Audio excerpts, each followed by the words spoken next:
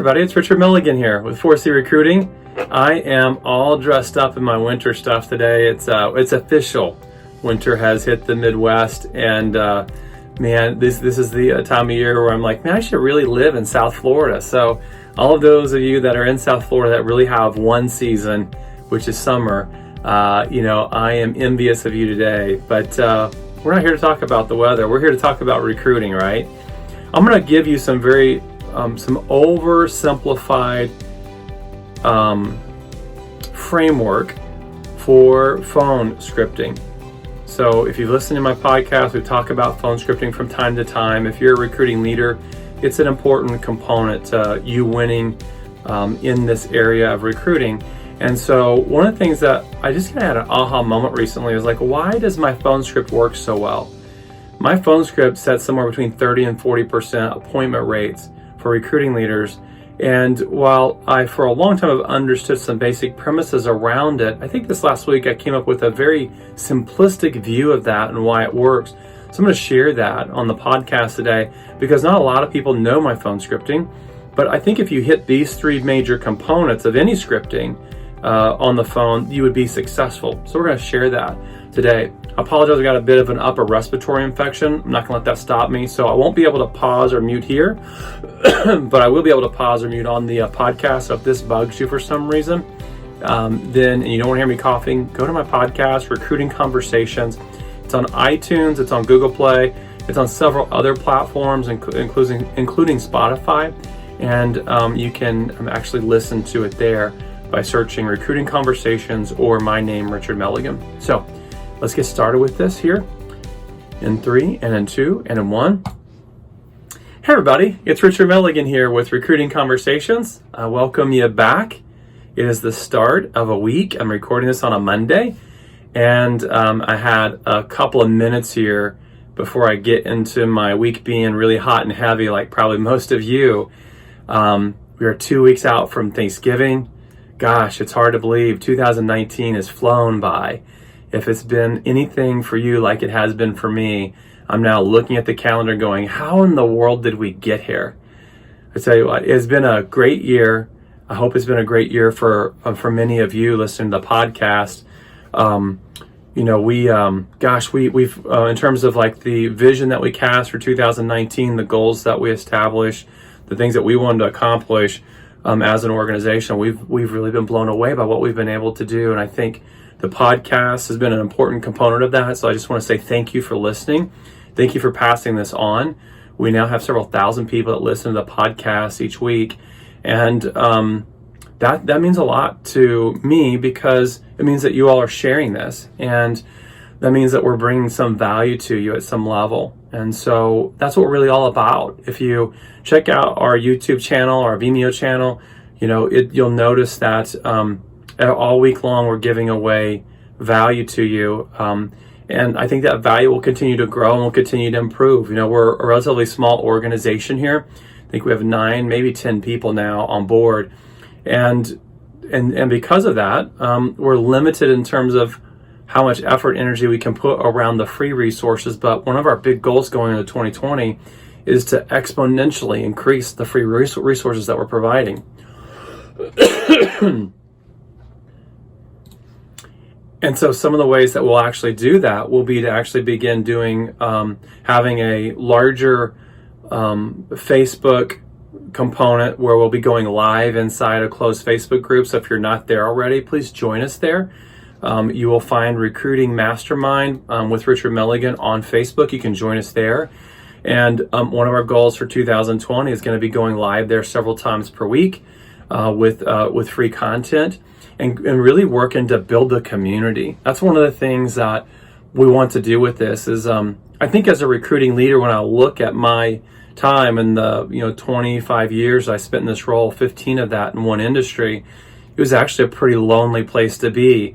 And there's a really large community here, a community of people that are doing the same things that you're doing on an ongoing basis, whether they're doing it in the same industry or doing it in another industry.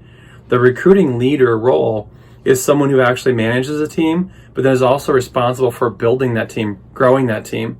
And what I found is that there's few organizations that put a lot of resources behind helping you grow the team. And so, what I found in my own career is that 9 out of 10 hires came directly through my own efforts, through my own energies. So what I know is that if you're in a very, very similar role as that, the truth is that if you're going to grow your team, it's going to be on you. So that can feel like a lot of pressure, especially when there's very little training and very little information to a recruiting leader around how you can grow and what's important in things like phone scripting and face-to-face meetings and all of the next steps that follow that in the 3 major components of recruiting, which is identifying talent, making contact, and then follow-up. That sounds very simplistic when you say that, but at the end of the day, there's literally hundreds of things that make a difference in whether you land a recruit or not. And ultimately, your job security as a recruiting leader comes through your ability to grow the team. So our heart really is in this space where we want you to be successful. Especially those of you're listening to podcasts, you're probably watching some of my YouTube videos, following me on LinkedIn, you're looking for information in this space to grow. For that person that wants to grow, there should be resources out there. And so that's what we're going to do is we will continue to provide resources at scale in 2020 in this space, including holding our first live event. And so we'll be passing some more information on around that to each of you here over the next couple of months. But let's just get on topic here today and bring you some value. This last week, I was in a conversation with someone who was having a lot of success on the phone, and we got into a deeper conversation around my phone script, and why does my phone script work? How can you really set 30 to 40% appointment rates with a phone script? That seems impossible for those of you that have been in recruiting long. And what I would say to you is that it's not impossible. That in my coaching, one of the things we kind of work through is a 101 version of phone scripting, a 201, a 301, and a 401 version. If you get to a 401 version of in understanding the phone and my phone script, you're setting appointments. I can tell whether you are comfortable and conversational on the phone based on the percentages of appointments that you're setting, based on the number of contacts that you make. So I recently had someone come into my coaching. And that individual from week to week was measuring their numbers very specifically. And in 1 week, they were around 18% setting next steps, setting appointments with people, which most people consider huge wins. I mean, this individual, made 80 calls in a week. And so when you start thinking about 17 to 18% appointment rate, you're like, that's a huge win. Well, immediately I knew, based on the fact that he had tracked and truly legitimately had made those 80 phone calls or those 80 contacts. These weren't calls, these were contacts, people he spoke with.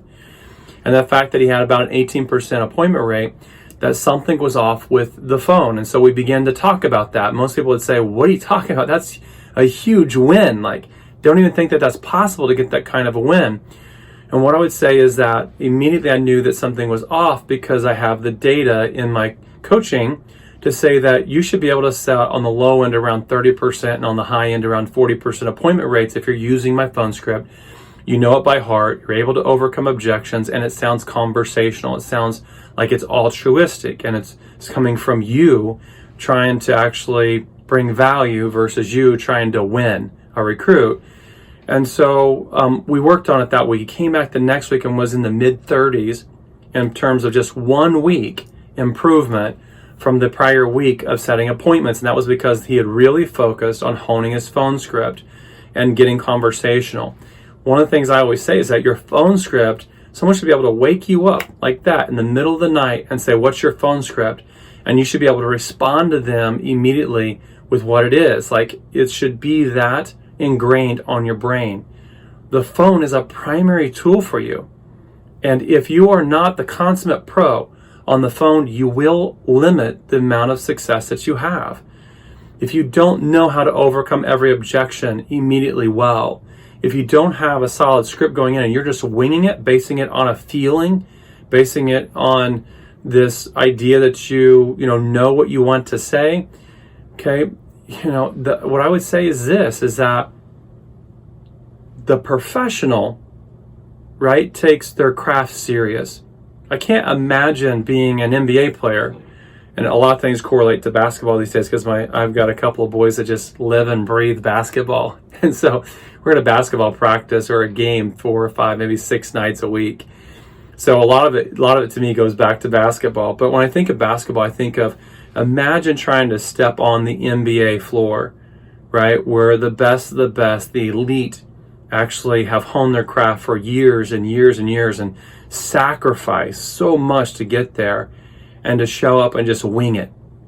I mean, when you really follow like NBA players and how well they take care of their body in the off season and how much they put into training, and you know, the ones that are the best of the best, how early they show up to practice, and all the things they put into the number of hours a week that they actually hone that skill set. If we were to take that and self-reflect back on us as recruiters or as recruiting leaders, how much time and effort we put into honing that craft, it would be embarrassing, right? To have the two measured side by side in front of someone. Because ultimately, we end up where we are, having very average wins, very average success here, because we haven't honed our craft. Now, excuse me, I've got a bit of a cold. Now, what I would say to that is that I honestly believe part of that has taken place because there's not a ton of resources, right? There's not a ton of training specific to your role as a recruiting leader. There's a lot of specifics around your position that are just specific to you. Like, think about it. Like, most of the people listening to this podcast, if you're a recruiting leader, you fish in a small pond. You don't have the permission to have this unbelievable tenacity that maybe a national recruiter could have, where a national recruiter can be extremely aggressive in calling someone over the phone, right? They can search for the 5% that are discontent. You, on the other hand, as a recruiting leader, are fishing in a small pond. That means that, like, you have to practically think with a lot of emotional intelligence. Like, these are people you're going to see at networking events. These are people that you have to build relationship with before you ever recruit them, okay? Because you have a limited number of people that you can go after, right? So the national recruiter can have a different mindset and a different approach to this. And not everything I would say would apply to that position, but for the recruiting leader, as I put myself in your shoes, because I walked that mile for 15 years in one industry, what I know is that there's a limited number of people in your market that you actually would want on your team in the first place, that represent what you want to represent. So the pond, because of a geography standpoint and then a core value perspective, it gets pretty small. That means that we have to lead with emotional intelligence. That means that we don't think as much recruiting as we do relationship building, okay? So here's a good phone script that's extremely relational in terms of some framework. Now, I'm going to give you 3 components here. And I find that the number 3 or 4 is an important way to remember things for people. In science, they call it information chunking.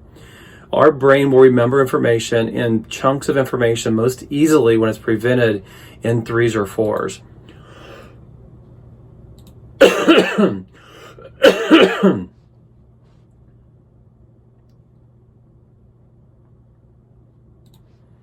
So that's what we're going to do here. Is we're going to push some of this into 3 components that will be easily for you to recreate any phone script. That'll be easy for you to measure your current phone script, and then you can really decide whether you've got one that measures up to something that should get you a 30 to 40% appointment rate. So the first thing is this: affirmation is critical in a phone script. Okay, we all are designed to want, we're all designed to need affirmation. In fact, when you look at human motivation as a whole, affirmation is the second most motivating factor for a human being, period. It just is. Like, larger meaning, playing a role in a larger story, that's the number 1 reason, but affirmation is right behind that. And so, one, I want to work for an affirming leader. I call that a life-giving leader. Someone that actually, affirmation is life. It just is. Like, life can be difficult. Life can be discouraging. When someone shows up and encourages me, I know there's just a part of me that comes alive. I recently had a conversation. It was like a 1 hour, it was a 1 hour session with someone who's not in my coaching, but was just let me help you for an hour and give you some of my best input. And this individual was extremely affirming. Like, hey, I listened to your podcast. I love it. I love what you're doing on LinkedIn. This video really helped me. I've been trying what you said here and it's working. They were extremely affirming, intentionally affirming. And I just paused for a moment and said, you're a phenomenal recruiter. And the reason why I know that you're a phenomenal recruiter is because you're overly affirming. And I'm just going to make the assumption that you're like this in your recruiting. And her response was, yes, I'm like this in my recruiting. That affirmation is so key. You want someone to do something for you, right, really badly? My kids are starting to get the hang of this, right? They come and they affirm Dad, right? Dad, you're awesome. Dad, I love you. You're the greatest dad on planet Earth. I know that at some point in the next few seconds, I got an ass coming, right? Like they know it. Like kids are intrinsically designed to know this. Whether we design them like that through our behaviors, right? Because they affirm us and then we give in, or they're naturally born with it. It doesn't matter. At any level, we know that affirmation works from the time that we're a kid growing up. Affirmation's key in your phone scripting. So here's the deal. When you call someone, you got to do a bunch of research on them, okay? You are blessed. This is 2019. You are blessed to be in a time where information is accessible at your fingertips to just go to the #1 search, engine in the world, Google, and to go, first name, last name, industry that they're in, and state. For me, it would have been Richard Milligan, Mortgage, Oklahoma, and you would have gotten 3 pages of things about me that would have allowed you to affirm me coming in. You'd have found out that I did a radio show for several years. You could have gotten to my LinkedIn page, my Facebook page. You could have seen all kinds of information. And guess what? We're not at a stage anymore where maybe we were 5 years ago where it was considered cyber stalking to look at someone's Instagram page or Facebook page before you reached out to them. It is an expectation that you've done that today if you're making the phone call.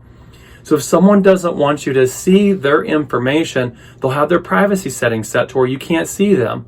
Otherwise, if you can see them, then that's information that's at your fingertips to affirm. Okay? And so we've got to lead with affirmation. These are the things I saw about you. I'm overly impressed with you. I noticed your consumer reviews. I saw you've been at this company for 8 years. I noticed that, you partner with this key person in your market. I saw that you were at this nonprofit event. I noticed your family's really important to you because I saw that on Facebook. I mean, affirm, affirm, affirm. And then what we'll do is we'll actually say, that's the reason why I'm reaching out to you, is I saw these things about you and I saw similarities between things that you value and things that I value. Okay, so affirmation is key. Second component is this. You have to have a really large why for someone to meet with you. A really large reason why someone should meet with you. When I ask people to give me their original phone script when I'm coaching people, I hear a lot of phone scripts that go along the lines of, I'm reaching out to you to see if you're open to a new opportunity. That's not a very big why. And there's no affirmation in that at all either, because I assume that you're smiling and dialing. You're just picking up the phone, you're calling one person and the next person, that person and the next person, and that I'm not that special, okay? When you come in affirming, I feel special, now what you have to have is a really big reason why. Exchanging industry ideas is not a big reason why. I hear that used a lot. That's not a big reason why. Another big reason why is not because we've got a mutual relationship in the marketplace. That's not a big reason why. So you've got to come up with some really big reasons why someone should meet with you. I do a lot of coaching in the mortgage industry. So, let me just give you some whys around someone would actually have a meeting with you. Okay, look at 2018. That's just been a year ago. There was a ton of consolidation that took place in the industry. That's a good reason why. Look, 2020 is an election year, and whether you're Democrat or Republican, one of the things that I know is that election years, there's a lot of change that takes place in election years and post-election year, right? So whether the Republicans win or the Democrats win, whether there's a reversal policy or a non-reversal policy, a lot of times there's a big change that takes place the coming years after an election. So the election year coming up is another good reason why, like change is on the horizon. Cost to produce a loan continues to go up for the mortgage industry. That's a problem that hasn't been solved yet. So everyone knows that problem's looming and it has to be solved. A lot of mortgage companies are over $9,000 to just produce a loan today. So that's a problem that has to be solved. Okay, again and again and again, start piling these reasons up as to why. Like the unknown of tomorrow is a really big reason why. Okay, so I just affirmed you. I'm giving you some really big reasons why we should meet. And then here's the third component: remove all tension. And when I say remove all tension, when we recruit, we insert tension. When we don't recruit, we remove all tension. So I'm intentional in my phone scripting of saying, if you're willing to meet with me, I will promise not to talk about my mortgage company, my real estate company, my insurance company, whatever industry you're in. I promise I won't talk about my company in our meeting. So now I know that I've removed all tension. Okay, I'm going to protect that first meeting. And guess what? I am going to honestly, with integrity, protect the first meeting. There's other things that are more important than your company value proposition. So if this is your first podcast and you're just now getting to my content for the first time, then this may be a new concept for you. But look, people want to work and people want to align with great leaders. It's the reason why I say there's this intersection where recruiting and leading overlap. Great leaders are naturally great recruiters. So if you're struggling on the recruiting side, one of the things I would say is work to start honing some of your leadership skills, because great leaders naturally could walk into a first meeting and have clarity around their vision, have clarity around their core convictions, their values, their beliefs. And those are the things that we lead with in that first meeting when we meet with a recruit, not the company value proposition. So I've done two things by establishing that agenda for that meeting. If you're willing to meet with me, I'm not going to talk about my company. Okay, what does that mean? Well, when we meet, I've established an agenda. And that agenda says that now I got to have something else besides talking about my company available. So guess what? Okay, we're going to have something else available in that meeting where not only are we going to get to know this person well and figure out their why, but we're going to share our vision, we're going to share our core value system, and we're going to be able to story tell those. Now, I'm not here to talk about those components, but storytelling is some of the secret sauce in being successful in the face-to-face meeting with someone. Okay? And you've got to be able to storytell. You've got to be able to convince me why those core values are legitimately your core values. And what I'm going to do is I'm going to take a story, go back to a time and a place where that is true about me, where that core value is true about me. And I call those anchor stories, and we would share those. But on the phone scripting, you're now going to you're going to have these three pieces of framework: affirmation, a really big reason why you should meet with me, and then I'm going to remove all tension by making the statement and then honoring that statement that if you're willing to meet with me, I promise not to recruit you, and I promise not to talk about my company in that meeting. Now, you can take your current phone script, you can measure it against those three components and say, what do I need to change? Process-wise, what do I need to change? You may not be doing a lot of research, and you need to do that in order to get to a place where you can affirm. You may not have a really large why, and you need to establish that. Begin to ask questions from other leaders like what are some of the reasons that people should meet with you? And this cannot be because your company's the best thing since sliced bread. That's not a big why. Most people will automatically gravitate towards that and say, my big why is that my company's amazing. Okay, that is not a big why. Look, data says this. Most people are content where they are. Okay, so they made the decision to go to the company they're at, probably choosing over knowing who your company was.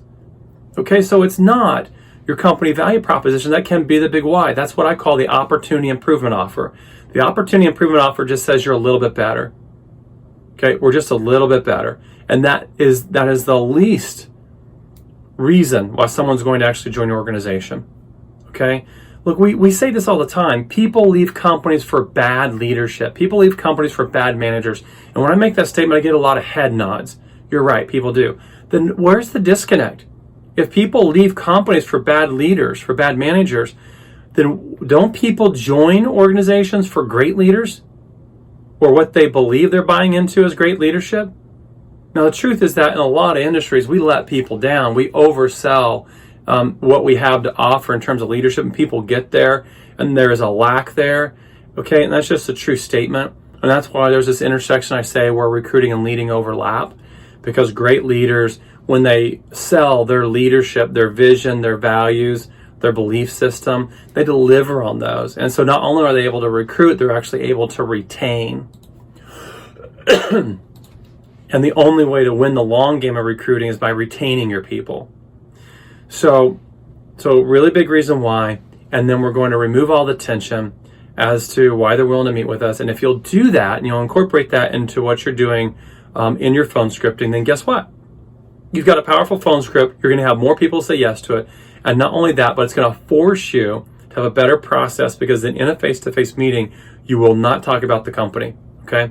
I've got a podcast on here that you can go back and listen to. If you're just now tuning into to this podcast, Recruiting Conversations, go search the one that talks about the 4 stages of face-to-face meetings, and it will give you a framework for how a face-to-face meeting should go for you.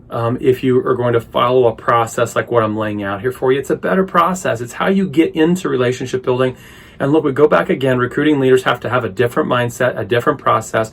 We're fishing in a small pond, right? We got to build relationship, and we got to have that first meeting, which a lot of times is only going to be the only meeting. Think about that. A lot of times in our career, it may be the only meeting we get. If we don't deliver well on that, it gets very difficult to get to any next meeting. So if I throw up my company value proposition on you, then you will walk away either saying, wow, that's the company I will join immediately, or you'll walk away saying, I know everything I need to know about that organization and I'm not interested. And if that is to happen to you, then really for the rest of your career, even if you're external recruiter, if you're blessed to have one, even if they call the individual, they'll say, oh yeah, I met with Richard a year ago and found out about your company. I'm happy where I'm at. In their minds, they are thinking, I know everything that I need to know about your organization. People don't move to organizations because of company toolboxes. They move to organizations because of great leaders. The leader is the culture that the organization ultimately presents in markets. The leader is everything in terms of the value that an organization leaves in a local market. And so this is a component you got to lead with, your leadership value. And that's why one of the things is that your leadership branding is so important. Your social brand is so important to you as a holistic approach to everything that we're talking about here. Okay? So I want to stay on track. Those are the 3 components. Affirmation, really big reason why they should meet with you. And the third part is remove all tension. Let's have that first meeting be a relationship building meeting only. And if you do that, you've got a powerful phone script. Okay?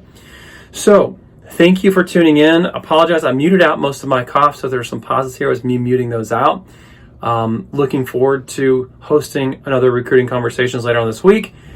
So have a great start to your week, everybody. And invite someone in to listening to this podcast as a way of spreading the love of trying to improve recruiting inside your own organization. Have a great week, everybody. We'll talk to you soon.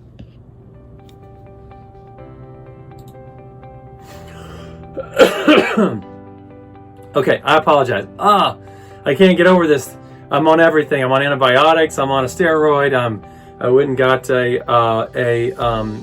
liquid IV that had all kinds of healthy, cool stuff in it over the weekend to get my momentum back. But I'm not going to let that knock me off course. This week is going to be an amazing week. I am not going to settle for anything less. Although I'm going to make sure I rest in the moments that I have the time to rest. So challenge each one of you. Evaluate your phone scripting. Does it fall within these criteria? And if it does, 2 thumbs up. If it doesn't, you got to change it. And you will notice that once you know that phone script well, that the percentage of people that say yes to you will automatically go up. If you're a good measuring stick, and you should be measuring your data on number of calls that you make, number of contacts that you actually truly make. So phone calls and contacts are different. Phone calls, number of contacts, and then how many appointments did you set? And I think the best process is to go phone call. If they're willing to say yes, a 10 to 15 minute conversation over the phone. Okay, it's a waste of time to get people into face-to-face without knowing more about them. And so what that will do is that will actually be a time saver for you. Okay, it's a multiplier effect.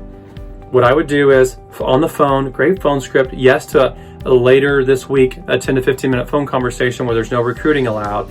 And then what I can do is build relationship with them only. I'm asking questions around Ford, family, occupation, recreation, dreams. So that again, family, occupation, recreation, dreams.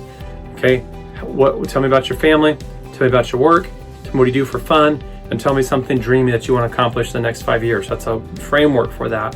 Okay, I can do that in 10 to 15 minutes. It's them doing all the talking.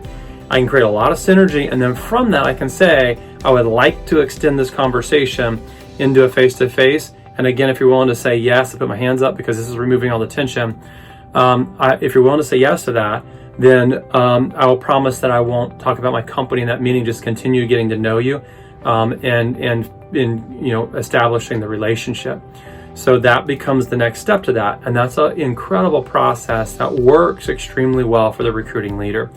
If you have a 10 to 15 minute phone conversation and you realize this person is not your kind of person, then guess what? You said you weren't going to recruit. You can high five them over the phone and say you're going to let's stay connected to each other, and you can move on, and you haven't lost any brand equity. The problem that I see a lot of people do when they're really trying to recruit and they oversell the company value proposition or just sell the company value proposition, what happens when that person wants to join your team if they're not a good fit? And then you got to push them away. You lose brand equity because that person will disparage you in the market as a way of protecting themselves. A lot of people miss the connections on some of this. This is a very thoughtful process for the recruiting leader. Don't miss that. Don't miss that component. That's the best process. Got it? Okay, everyone's shaking their heads. Yes, I got it. Thanks for working through the coughing session today. I appreciate the therapy. It was therapeutic.